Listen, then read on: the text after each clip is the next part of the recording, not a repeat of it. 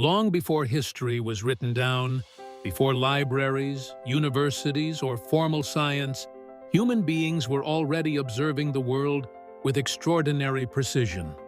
They tracked the stars, measured the earth, calculated time, and encoded their understanding into stone, myth, and ritual. What makes this knowledge unsettling is not merely that it existed, but that it keeps reappearing. Across civilizations that supposedly had no contact with one another, separated by oceans, centuries, and collapses.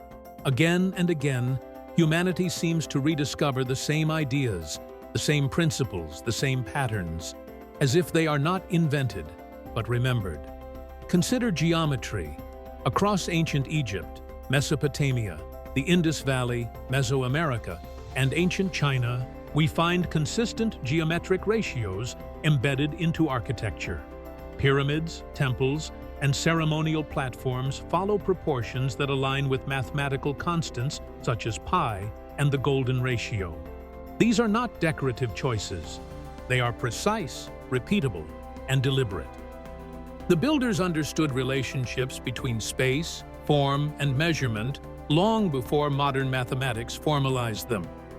Yet mainstream history often describes these civilizations as primitive or isolated, suggesting they independently stumbled upon the same advanced knowledge by coincidence.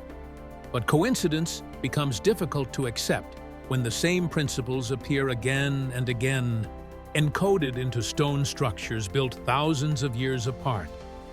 Astronomy provides an even deeper mystery. Ancient monuments across the world align with solstices, equinoxes, and stellar events with astonishing accuracy. Stonehenge in England, the pyramids of Giza, the temples of Angkor Wat, and the ceremonial complexes of the Maya all reflect a profound understanding of celestial cycles. These were not vague alignments. They required long-term observation, precise measurement, and mathematical modeling. What is remarkable is not simply that ancient people watched the skies, but that they encoded time itself into architecture. Their structures functioned as calendars, clocks, and cosmological maps. This suggests that knowledge was preserved not primarily through writing, but through design, knowledge that could survive even when languages, empires, and populations collapsed. And collapse they did. History is not a steady march forward. It is a series of rises, collapses, resets, and rediscoveries. Civilizations disappear, knowledge fragments, and survivors rebuild from what remains. Yet certain ideas persist. They resurface centuries later in cultures that claim innovation, but unknowingly echo what was already known. Take the concept of the cosmic cycle. Ancient Hindu texts speak of vast ages of creation and destruction, cycles lasting millions of years.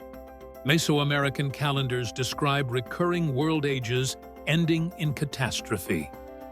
Norse mythology speaks of Ragnarok, the destruction and rebirth of the world. Even ancient Greek philosophers proposed cyclical time rather than linear progress. These ideas are strikingly similar, yet they emerge from cultures that never met. This raises a profound question. Are these myths invented independently? Or are they echoes of a deeper, shared human memory? The same pattern appears in ancient medicine. Long before modern anatomy, ancient healers across different cultures mapped energy pathways through the human body. In China, these became meridians. In India, nadis. In Egypt, subtle channels associated with vitality. Modern science dismissed these concepts for centuries. Yet today, neurovascular and fascial research increasingly suggests interconnected systems that resemble ancient descriptions. Once again, knowledge dismissed as symbolic or spiritual turns out to reflect physical reality, rediscovered, renamed, and revalidated thousands of years later. Even agriculture tells the same story. Ancient civilizations independently developed crop rotation, soil management, and seasonal planting cycles that modern sustainable agriculture is now re-embracing. Techniques once abandoned during industrialization are returning as solutions to ecological collapse. Knowledge that survived multiple resets is suddenly relevant again. This raises an uncomfortable possibility. Humanity does not progress as much as it forgets and relearns. Each collapse wipes away institutions, but not the laws of nature. Those laws wait patiently to be rediscovered. Geometry still governs space. Cycles still govern time. The stars still move with precision. The human body still follows biological rhythms. Knowledge returns because reality does not change. Only our awareness of it does. Some ancient knowledge may have been intentionally preserved in forms that outlast civilization itself. Stone monuments, oral traditions, symbolic art, and myth serve as durable containers for ideas that paper and digital media cannot guarantee. A monument does not require literacy. A myth does not require infrastructure. They survive conquest, fire, and time. This may explain why ancient knowledge often appears disguised as religion or legend. Stories of gods, heroes, and cosmic battles encode observations about astronomy, psychology, and natural cycles. To modern minds, these appear fictional. But to ancient societies, they were memory systems, tools for preserving truth across generations without writing.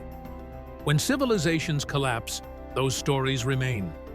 Later cultures inherit them, reinterpret them, and sometimes rediscover the knowledge hidden inside.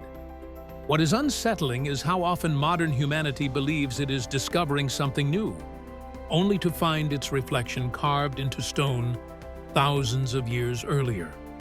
The more we study the ancient world, the harder it becomes to dismiss this pattern. Knowledge reappears not because ancient people were lucky, but because human beings are observing the same universe under the same rules. The difference is not intelligence, but continuity. And perhaps the most disturbing realization is this: if ancient knowledge keeps returning, it may also be warning us. Many ancient traditions emphasized balance between humanity and nature, between growth and restraint, between power and responsibility. When those balances failed, collapse followed. Flood myths, fire myths, and stories of fallen civilizations are not just stories of the past. They are records of consequence.